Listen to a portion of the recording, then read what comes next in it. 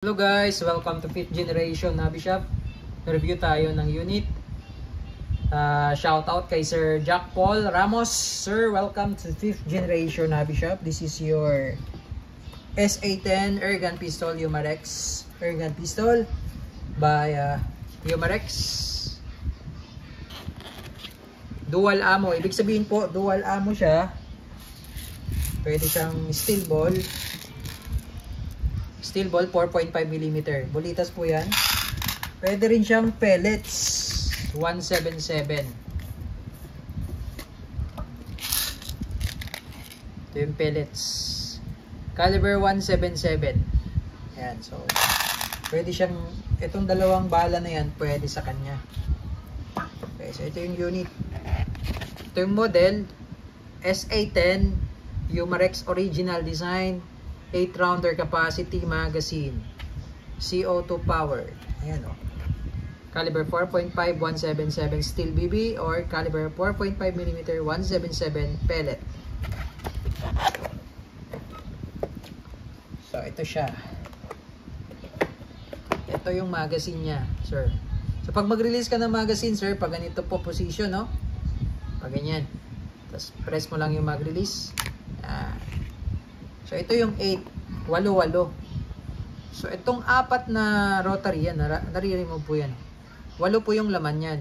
So bali itong 3 para sa pellet. Itong nag-iisa ay para sa steel ball. Umiikot kasi yan. Ayun, umiikot yan.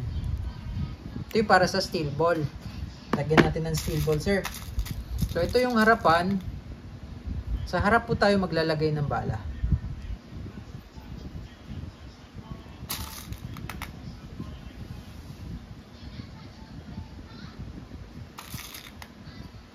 Walo po yan, 8 ang laman.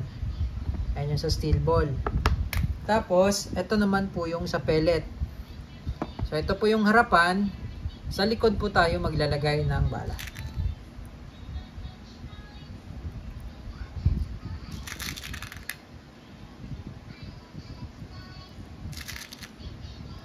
So, 8 din po ito.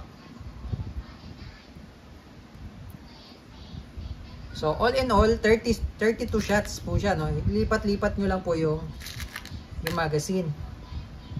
Yung rotary clip magazine po ang tawag nito.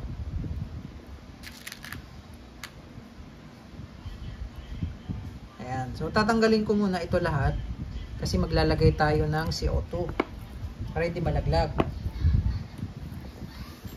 Ngayon, kuha muna tayo ng oil. At papatakan lang natin ng konti itong part na to. Ayan, yung kulay green na yan. Then load natin yung CO2. Ito yung CO2, wala pang butas yan. Once na nilagay na natin siya dito at hinigpitan, nabubutas na po yan. Okay, so higpitan ko na po, ano. Kailangan mabilis lang po yung pihit. Ayan. Tamang higpit lang po. Okay. Ayan. Okay, so punctured na po yan. Ibig sabihin may butas. Ngayon, pag may pressure pa yan at tinanggal nyo, sisingaw yan. So, sayang lang, no? So, pag nabutas na po yan, hindi na po pwedeng tanggalin yan. Tapos, itong CO2 na to, good for 60 shots, more or less 60 shots. Okay, so tabi lang muna natin siya dyan. Ngayon, ito yung unit mo, sir. Ito, meron siyang manual safety. Ayan, meron naman naka-indicate safe, tapos fire. So, ito yung safe. Ayan, naka-save siya ngayon. Okay, naka-save. Ito naman yung fire. Ayan, yan yung fire. Wala namang magazine yan for safety. So, malalim po yan hanggang dulo po. Ayan. Okay, so ulitin ko po, no? Save. So, hindi siya makakalabit. Fire. Hanggang dulo po, malalim yan. Okay. So, yan yung mga markings design ng Umarex. So, extended yung barrel niya. Pwede mo siyang lagyan ng, kung gusto mo lagyan ng silencer, pwede. Pwede rin siyang lagyan ng flashlight kasi meron siyang rail. Yung sight niya, naka-fix na po yan, pati yung front. Ayan. Ganda niya, no? Okay. So, load natin yung rotary clip. Ito, load ko yung steel ball. Then, load ko naman po yung pellets. extra lang tong iba. Ayan. Okay. Testing po, sir. Isa lang natin. Tapos lagay lang muna natin sa safe. Okay, firing. Okay, firing tayo, sir. Lagay lang natin sa fire. Okay, nakababa na yung ating hammer. Okay, firing. Ang lakas. So, malakas siya pag bago pa yung CO2. Okay, firing.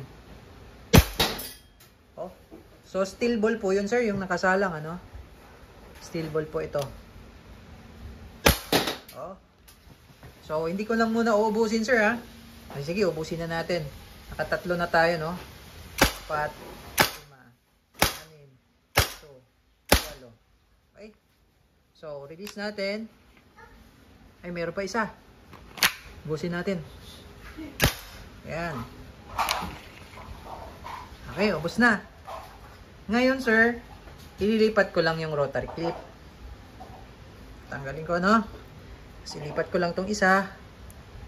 Yung pellet naman po tayo.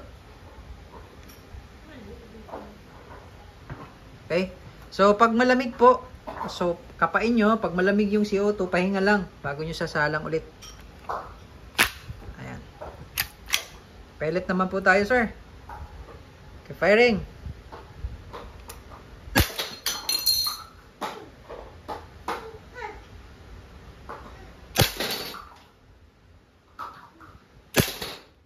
Okay, ubusin natin yung bala. So, i-reset nyo po yung trigger, sir, no? Yan, i-reset nyo po siya. Okay.